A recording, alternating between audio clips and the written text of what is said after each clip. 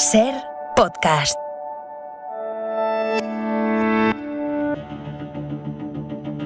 ¿Qué tú prefieres? ¿Ser un enano? ¿O un enano subido en los hombros de un gigante que es Freud? La diferencia entre una persona consciente y un enano psicológico es como la que hay entre un listo y un tonto. Muy pequeñita cosa, la puntita del dedo índice. Pero esa pequeña cosa lo es todo. Filmin también se suma a la producción de series. La plataforma española Casa del Cine Gourmet, que paga impuestos aquí en España, que eso es importante, estrena su primera ficción original, se titula Doctor Portuondo, y la firma Carlo Padial. ¿Qué tal, Carlo? ¿Cómo estás? Bienvenido. Hola, ¿qué tal? Es que con Portuondo te sientes como haciendo psicoanálisis con un trozo del siglo XX. Es como contarle tus problemas al muro de Berlín o hablarle de tu miedo a la castración a la bomba de Hiroshima o no sé, hablar de tu complejo de Edipo con el cohete que fue a la luna. Es increíble, o sea, es genial, es genial. Adaptas tu propio libro, tus propias memorias de diván sobre tu terapia de psicoanálisis con el doctor Portuondo. ¿Tanto te cambió aquella experiencia? Me cambió muchísimo y obviamente cuando hice terapia no pude imaginar que iba a escribir primero un libro y luego adaptarlo en una serie. Eso es una idea imposible de imaginar.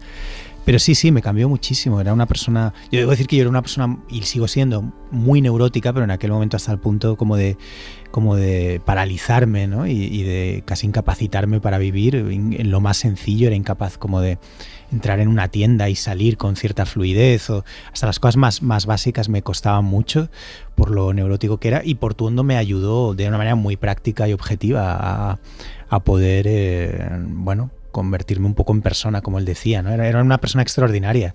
Tuve la suerte de conocerlo y ya lo conocía de antes. Me habían dejado unas cintas con sus clases, también había leído sus libros que había publicado con Biblioteca Nueva.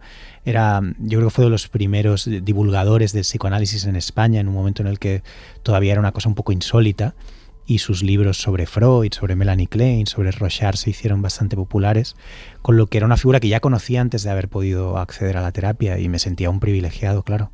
Esto ha sido como una tercera sesión, es decir, la real con el doctor Portuondo, la que cuentas en el libro, que se extrae de la real, ¿no? El libro editado por Blackie Books, y esta tercera, adaptarlo a serie y volver a completar el proceso.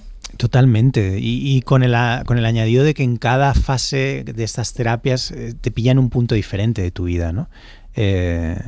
Claro, cuando escribí el libro, por ejemplo, tengo 2 hijos, pues iban a hacer el primero, Elliot, y ahí había un componente muy importante de, hostia, voy a tener un hijo, no sé, vengo de una familia como muy chiflada, ¿qué va a pasar? Había como un grado de incertidumbre que me hizo acercarme o recuperar la figura de Portuondo de una manera muy concreta, ¿no? Muy diferente a cuando había hecho terapia yo, que la había hecho entre los 23 y los 28 más o menos. Y ahora que tengo 2 hijos y estoy como en otro punto y me va mejor y me va muy bien, de hecho, y estoy muy contento, pero también tienes otro tipo de problemas, más de la edad adulta, digamos que he accedido a Portuondo en una dimensión muy diferente, más adulta y también más escéptica, quizá más distanciada respecto a ciertas cosas, y eso, claro, afecta. El libro tiene un tono, la serie tiene otro, y cuando yo hice terapia me encontraba de otra forma, ¿no? Con lo que es muy interesante el cómo una misma figura nos va visitando en diferentes espacios, y luego el añadido increíble, rarísimo, de cómo hacer esta especie como de exorcismo de tu psicoanalista, que yo creo que es la fantasía última de cualquier neurótico, ¿no? Eso te iba a preguntar por la distancia temporal que hace que pues la historia vaya mutando, ¿no? Ahora que se habla tanto de la autoficción, no sé en qué corriente te posicionas tú de la autoficción, o si la serie te ha permitido jugar más, ¿no? Reírte un poco incluso más de ti, claro. que mute la propia historia. Claro, yo debo decir que soy creo, no lo sé, pero creo que soy una figura un poco rara a la hora de hablar de esto, porque en realidad empleo como cosas que me han pasado, como es este proceso de psicoanálisis por el que yo pasé, casi como, no lo sé, casi como una coartada. Normalmente cuando la gente hace autoficción cuenta cosas muy directas y muy próximas, y en mi caso nunca es bien así. Es decir, normalmente hay algo de juego de espejos raro. Es decir, tomo esas vivencias personales porque es el material del que dispongo, Yo no he vivido guerras, no he vivido grandes cosas. Ahora he vivido una pandemia como todos nosotros, pero no me han pasado grandes cosas y entonces parto del material que tengo. Pero no creo que el elemento de la autoficción sea algo definitivo. Sí es como un ingrediente que me parece casi inexcusable en 2021. Es decir, y más teniendo en cuenta el tipo de cosas que a mí me gustan. Me gusta mucho el documental, me gusta mucho la stand-up comedy, que siempre se nutre de tus propias vivencias. Me gusta mucho el rap, ¿no? Los raperos siempre hablan de lo que han vivido ellos de una manera muy próxima. Pero no hay esta cosa de la autoficción. Aparte, creo que la mala prensa de la autoficción tiene a veces que ver con una especie como de sentimiento como casi de vendetta respecto a los escritores serios, por decirlo de algún modo, que están un poco enfadados, ¿no? De, hostia, llevan toda la vida leyendo a Tolstoy y la novela rusa y a Flaubert y todo lo que tú quieras, y de golpe aparece esta gente extraña hablando de sus cosas y parece que te adelantan, ¿no? por la derecha, ¿no? Yo creo que el emplear las cosas que hemos vivido como elemento primordial a la hora de contar cosas es lógico en 2021. Es lo que está haciendo todo el mundo. Lo hacemos desde nuestras redes sociales, lo hacen los youtubers, los streamers, que son quienes yo creo que marcan la relevancia cultural del momento en el que estamos, te guste o no. Lo hacen también los raperos, parece una tontería, pero es decir, es la gran manera de contarnos a nosotros mismos. Es decir, estamos permanentemente frente al espejo, ¿no? Entonces me parece lógico, es decir, me parece más natural eso que el ejercicio un tanto impostado de querer hacer, no sé, una novela, no sé, ambientada en Venecia, ¿sabes? En el siglo XVI, yo qué sé. Hablabas antes del tono, ¿qué ha sido lo más difícil, el reto más difícil? Porque es un humor inclasificable o complejo es diferente, ¿no? En el libro, claro, cuando estás leyendo en la intimidad, a verlo en pantalla. Claro. Que era el proceso de guión, has hecho el guión, dirigir. Sí. ¿Cómo ha sido encontrar ese tono que en las series, pues, sí, claro, que no sé si tienes la sensación de que estás más expuesto por qué se ve? Sí, bueno, Filmin desde el primer momento, Jaume Ripoll, que lleva toda la parte de contenidos, y él me invitó a mí y a todo el equipo a que fuéramos osados, es decir, a que todo el rato nos decía, acordaos que esto es Filmin, es decir, no intentéis aquí hacer una serie como dictada por algoritmos, porque en Filmin no los hay, es decir, y no los queremos, ¿no? Es decir, es una plataforma que todos identificamos como lo que es una plataforma de cine independiente, de cine de autor, y a la hora de lanzarse a producir querían preservar eso, ¿no? Y entonces había una responsabilidad muy interesante ahí y una libertad muy, muy, muy, muy bonita. Entonces, digamos que no hemos hecho demasiadas cálculos tácticos en ese sentido, sino que hemos intentado ser lo más honestos posibles. Es decir, en Doctor Portuondo es una serie que se nutre mucho del tipo de cine y de series que a mí me gustan, que en general a mí el cine que me gusta tiene el rasgo común denominador de que precisamente de que no lo tiene, de que cada autor es diferente. Es decir, a mí el cine que me gusta es Cassavetes, pero también es Bresson, pero también es Bergman o Miranda Julie, y cada uno tiene su manera de funcionar. O Lucas Moodysson. Y Lucas Moodysson, por ejemplo, tiene una serie maravillosa que se llama Agosta, que está en HBO, producida por HBO Nordic, y es una serie única, yo no he visto nada parecido. E incluso cuando la empiezas a ver hay algo raro en ella, porque como no estás habituado, estamos tan contaminados por ver siempre los mismos patrones narrativos y los mismos clichés, que hay algo desconcertante, ¿no? Y en Portuondo nos hemos atrevido a intentar encontrar nuestro tono, ¿no? Y es un híbrido, tiene mucho sentido del humor, pero no es el sentido del humor que estamos identificando ahora mismo habitualmente con el tipo de comedia que se hace en España, que viene muy marcado por el costumbrismo, muy marcado por el gag. Por el gag. Entonces, estamos muy agradecidos a Filmin, y yo personalmente estoy muy agradecido de que nos hayan dejado hacer la serie que hemos querido sin plantearnos, por ejemplo, si, pues eso, como tú dices, ¿no? Si cada 20 segundos tiene que haber una broma o no, o si el tono oscila entre la comedia y una especie de extrañeza psicológica rara, ¿no? Y encontrar a tu propio yo o alter ego en la ficción, a Nacho Sánchez. ¿Cómo fue ese proceso de casting? Y también a Portuondo, que ha sido una figura relevante y había que encontrarla a Jorge Perú Gorría. Bueno, Nacho, la verdad es que fue una maravilla dar con él. Hay que estar muy agradecidos a Velo Casting, que fue quien nos habló de Nacho. Es muy buen actor. Yo tenía muy claro que independientemente del físico o de lo que fuera, que se parece un poco. Que se parece, sí, pero yo buscaba un muy buen actor. Entonces era como, no, estoy buscando como al actor joven, al mejor que podamos conseguir. Y nos dieron bastantes opciones, pero el nombre de Nacho apareció enseguida. Y nos daba un poco de miedo que lo quisiera hacer, hablando sinceramente, porque Nacho, me dijeron, o sea, dice que no a muchos proyectos. Es como un muy buen actor, todo el mundo lo quiere, pero no... Es selectivo. Sí, es muy selectivo. Y entonces tuvimos la suerte de que le encantó el libro y creo que entendió muy bien el proyecto y ha hecho un ejercicio de construcción como muy curioso, ¿no? Es muy raro verme interpretado por él, porque de hecho hace como una versión mucho más creíble de mí, de la que pueda aportar yo mismo. Es una cosa muy rara, ¿no? Mientras que en el caso de Jorge, aquí sí que no había duda, es decir, de Jorge Perugorría, Jorge tenía que ser Portuondo. O sea, esto mientras... O sea, en el momento en el que nos ofrecieron la posibilidad de adaptar el libro, apareció enseguida el nombre de Perugorría. Y casi no le di opción a no hacerlo. Me daba mucho miedo que dijera que no, porque de verdad que no se me ocurría ninguna alternativa. No sabía quién lo podía hacer. Es cuando uno piensa en actores cubanos, más o menos de esa edad, es que es obvio que es Jorge.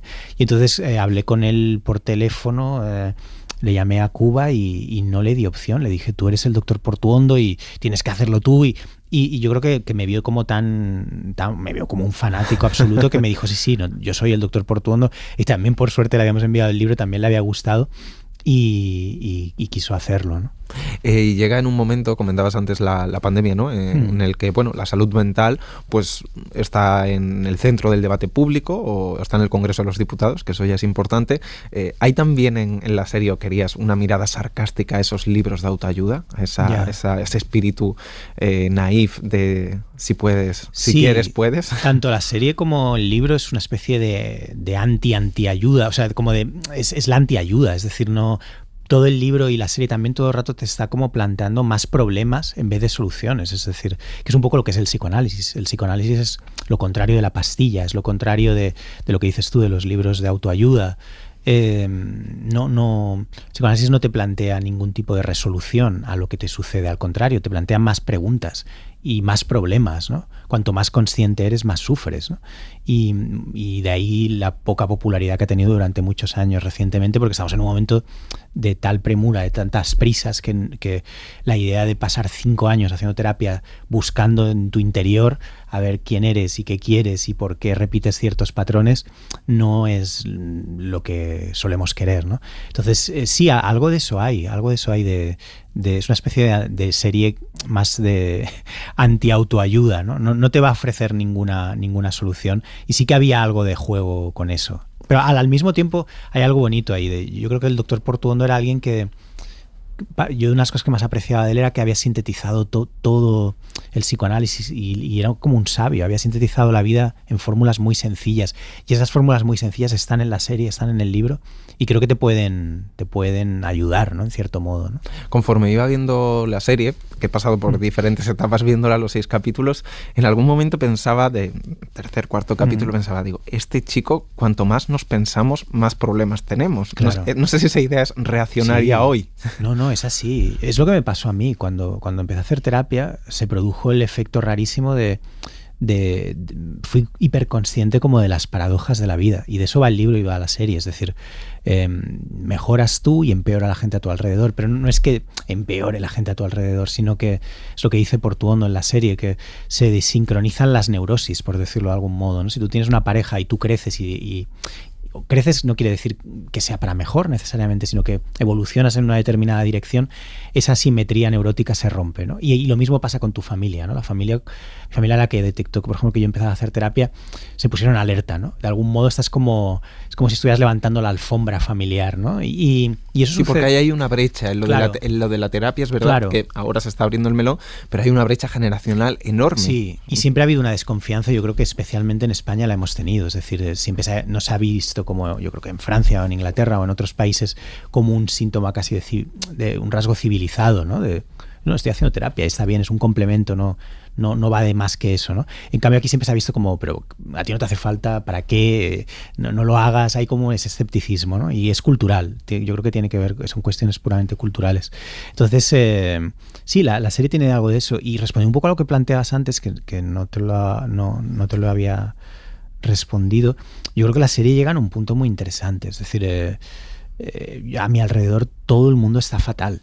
O sea, la pandemia creo que nos ha dejado en un estado psicológico realmente grave. Creo que es el gran tema. Creo que es donde nos ha dejado en términos económicos, con todas las cantidades de crisis que ya venías acumulando, pero también, no menos importante, donde nos deja psicológicamente, ¿no?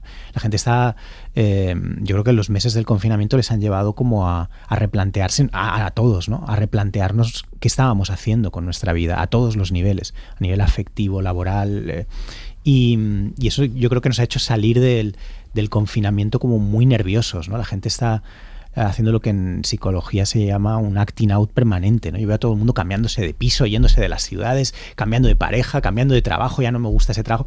Y creo que es porque nos hemos dado cuenta de lo frágil que es todo, ¿no? Unido a la histeria colectiva, claro, en la que vivimos un poco, claro, o en los tiempos en los que vivimos. ¿Ha hecho más daño Freud o las redes sociales?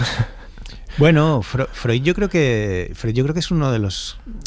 Tiene como esa mala fama, ¿no? Porque muchas de sus ideas obviamente quedan obsoletas, ¿no? Hay que entenderlas en el contexto de la época en la que aparecen.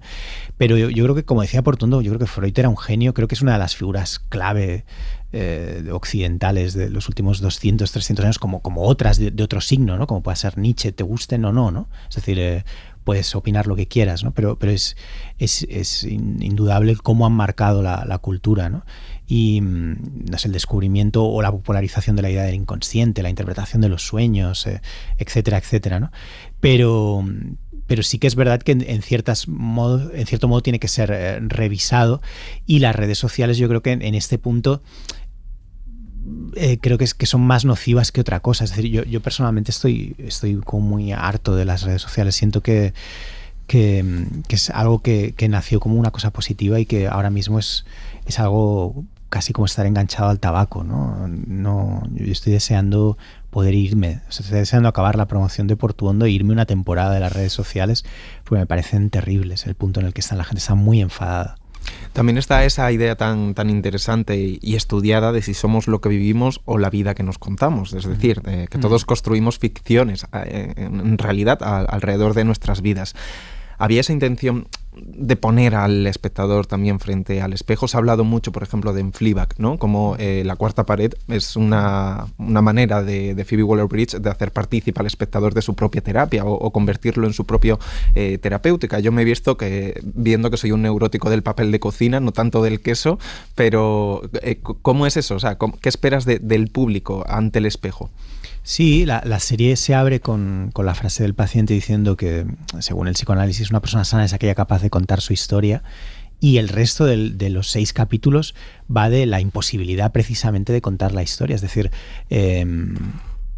le lleva el arco completo de la serie al personaje el darse cuenta de que nos está mintiendo incluso en la propia voz en off, que era una idea que me parecía interesante, ¿no? Muchas de las cosas que él te narra como sus recuerdos no son ciertas, ¿no? O sea, solo en el último capítulo hay un ejercicio de sinceridad tanto por parte del paciente como por parte del psicoanalista, y es en ese punto en el que se vislumbra una posibilidad de curación, de comprensión de tu historia, ¿no? Sin duda es una de las cosas que más me interesaba hacer la serie, el poner al espectador frente a ese elemento casi catártico de date cuenta de que todos nos estamos mintiendo, ¿no? Es decir, al final no es tan importante el si eso me ha pasado a mí, si es la primera persona, si yo de verdad hacía esto o lo otro, o mis padres tenían el libro de la náusea de Sartre, no es tan importante eso, sino la idea de hasta qué punto estás dispuesta a enfrentarte a esta cosa a este elemento catártico o sea, todos nos estamos mintiendo, ¿no? Todos. Y en nuestras redes sociales estamos constantemente elaborando ficciones que no son ciertas, y lo llevamos también a nuestra vida real, y hay algo muy raro, hay algo que nos está enfermando, ¿no? Y el psicoanálisis te invita a estirarte en un diván y a intentar contar lo que te ha pasado de la manera lo más centrada y realista posible. Y eso es un ejercicio que cuesta mucho. A mí me costó 2 años empezar a hablar de una manera sincera en terapia. Hasta ese punto, como cuento en la serie y en el libro, pues en el primer tramo me dedicaba a intentar entretener al psicoanalista o a intentar como impresionarlo con mis ideas. Engañarte a ti mismo. Claro, pero en el fondo es lo que hacemos en la vida real. Eso me lleva a la idea de complacer a los demás, que es algo que quizá pues en la adolescencia, en la juventud, se practica mucho, ¿no? Hay una cosa que me gusta de la serie, que no sé si compartes, que tiene cierta mirada generacional en el sentido de que dice, la vida adulta solo son cesiones a lo que imaginábamos. ¿Es también un relato de adolescencia tardía, de juventud tardía, de romper, ¿no? y enfrentarte a la realidad? Sí, totalmente. Yo me siento como una especie como de adulto de desarrollo muy tardío. Es decir, soy alguien que todavía me sorprende cuando saco la tarjeta de crédito para pagar y dices como, joder, soy mayor, tengo esto, ¿sabes?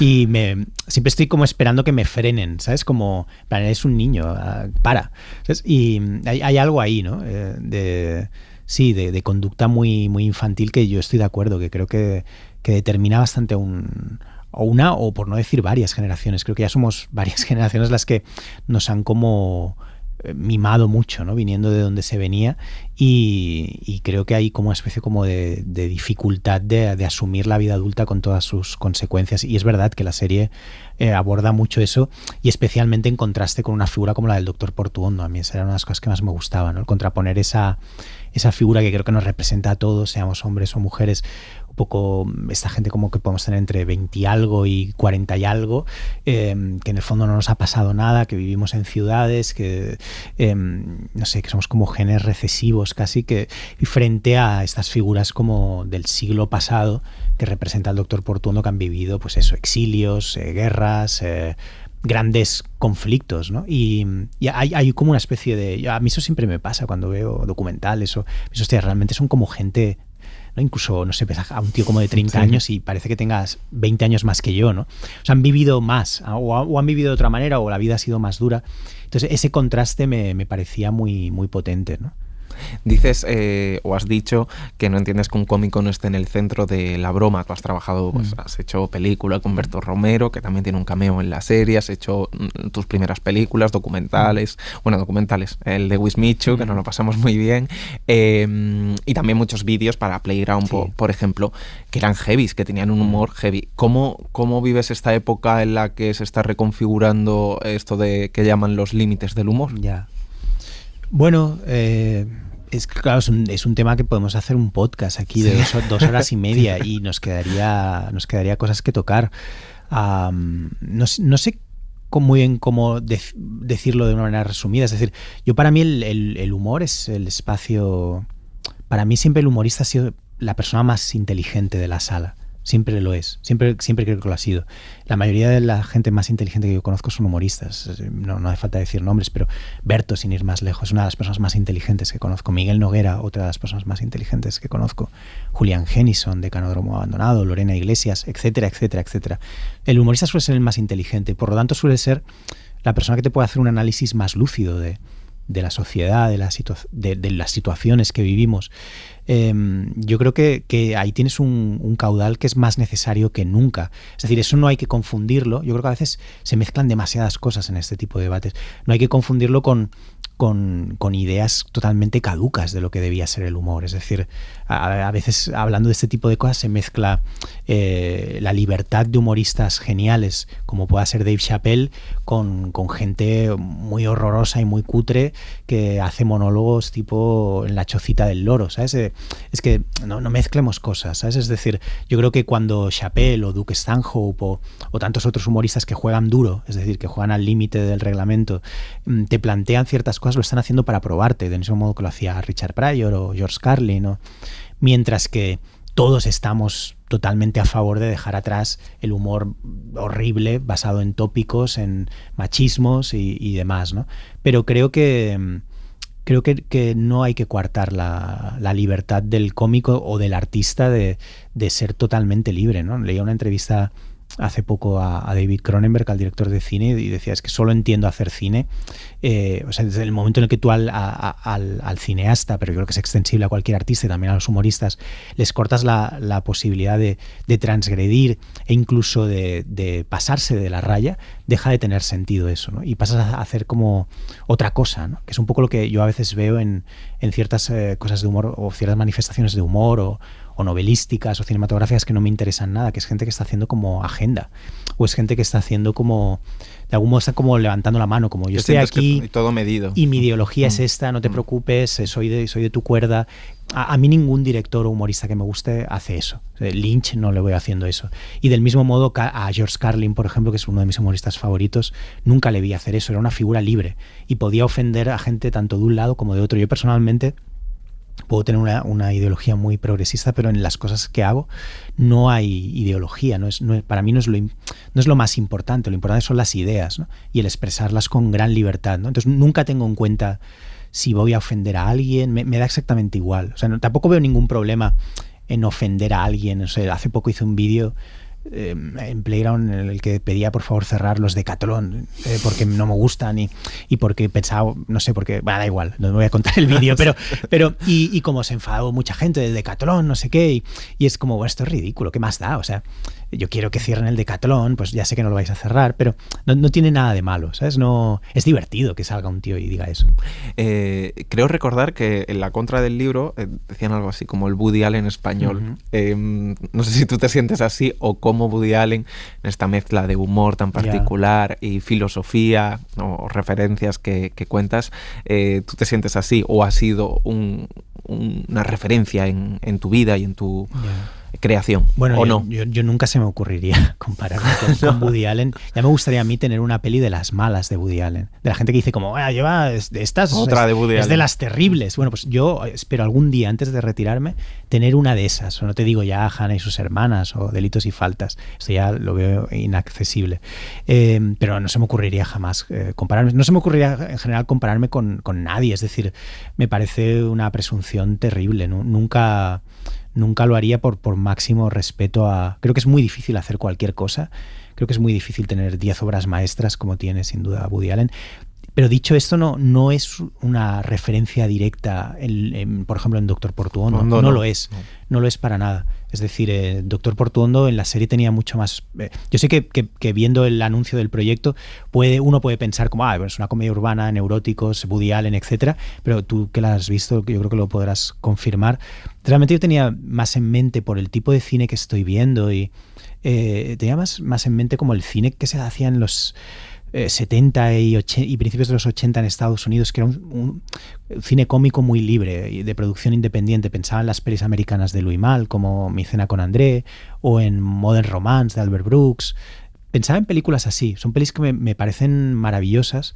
Me parece muy bonito la libertad con la que están hechas, los pocos medios a veces y lo distintas que son cada una de esas voces. Tenía mucho más esa influencia que no Woody Allen. Ahora, dicho esto, sé que es una figura como muy controvertida y cancelada y que no sé, yo ahí no entro, pero creo que es imposible hacer una comedia que suceda en un ámbito urbano sin pasar por lo que ha dejado hecho Woody Allen. Incluso da igual que seas director, directora, cualquier comedia urbana, y más si involucra personajes neuróticos, indudablemente dialoga con el cine de Woody Allen, porque creo que ha creado como un estándar que es inexcusable, ¿no?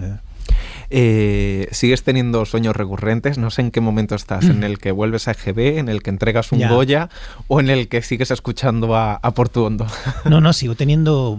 Mi vida onírica es muy loca, lo paso muy mal, tengo muchos problemas siempre. Últimamente me pasa que intento pedir la hora dentro del sueño, que solo cuento en la serie, y es verdad que me suele pasar mucho. Es un sueño recurrente muy, muy jodido. El ser consciente de que si pido la hora voy como a dinamitar la lógica del sueño Y es una absoluta locura porque la gente se vuelve loca cuando les pides la hora dentro del sueño. Es como una especie como de revelar el glitch en el Matrix, ¿sabes? Como, hostia puta, esto es un sueño, no te puedo dar la hora. Y de golpe incluso gente que está al fondo del sueño, tipo Matrix, ¿no? Te miran, ¿no? Como, wow, este cabrón, ¿qué está haciendo? Sí, el tema de los sueños es una cosa que sé que a la gente le da como mucha rabia y que a nadie le gusta. Pero es otro tópico más, el de no cuentes un sueño en un libro o en una... Es un tópico, es como lo de no emplees voz en off. A mí es un tipo de cosas que me dan mucha rabia, entonces solamente como por irritar a la gente lo meto. ¿Sabes? Es decir, ¿cómo que no voz en off? Sí, pero si la mayoría de películas que me gustan tienen voz en off. O sea, las pelis de Bresson tienen voz en off, las de Bergman tienen voz en off, ahora hablabas de Woody Allen, casi todas tienen voz en off. Es decir, ¿qué tiene de malo? La voz en off está mal cuando es un recurso poético, cursi o reiterativo o no suma nada, pero cuando te entra una voz en off como la de, yo qué sé, como la de Sonata de Otoño de Bergman, que te deja hundido desde la primera frase, yo quiero eso, ¿no? Y aparte me parece que es una herramienta de las más poderosas de las que dispones cuando haces cine, porque el cine tiene una cualidad increíble para competir en cierto modo con la literatura y si la sabes emplear es absolutamente genial. ¿Por qué? Porque es mejor solo diálogos respecto a diálogos más voz en off. Son tópicos y con los sueños pasa lo mismo. ¿Qué tiene de malo contar sueños? Muchas de mis pelis favoritas son sueños, Vértigo son sueños. Pues Carlo Padial, muchísimas gracias por venir al Cine en Láser. Invitamos a la gente a que se siente en ese diván con el Dr. Portuondo en Filming y que la administren como quieren, se den un atracón de los 6 capítulos o la vean poco a poco según cada uno la vaya sintiendo. Gracias. Muchas gracias. Te has vuelto un curita financiero. A la primera de cambio, un hombre racional como tú se pasa a la religión. ¿Por qué? Porque hoy en día los bancos, la economía, la ciencia, la tecnología es la nueva magia. Y le rezamos para que nos resuelvan los problemas. Le rezamos al telefonito, le rezamos al cajerito. Porque hace miles de años atrás le pedíamos auxilio al cielo para que nos resolvieran los problemas. Suscríbete al Cine en Láser.